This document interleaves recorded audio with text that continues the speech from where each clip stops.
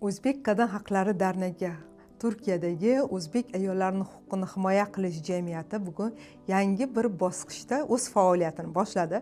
Toshkent shahrida personal o'quv markazi bilan hamkorlikda bugun jamiyatimizni yangi bir rasmiy sahifasini ochdik.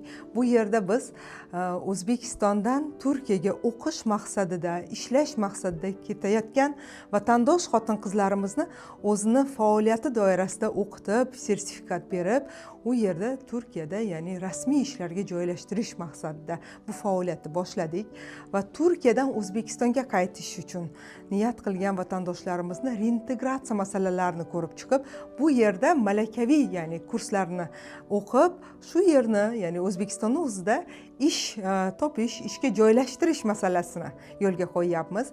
Hamda Turkiyaning o'zida yashab turgan vatandoshlarimiz uchun juda chiroyli bir imkoniyatlar.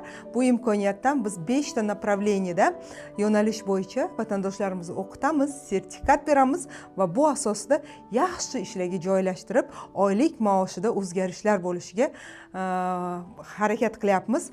Va bu bo'yicha bugun juda chiroyli bir tadbir o'tdi. Bu tadbirda jamiyatimizning O'zbekistondagi faollari bilan birgalikda yig'ildik. Bu yerda ham o'zini yo'nalishi bo'yicha qizlarimizni, mas'ullarimizni tayinladik. Endi birgalikda barcha vatandosh qizlarimiz ham xorijdagi, ham O'zbekistondagi bu ishlarni hamjihatlikda amalga oshiramiz.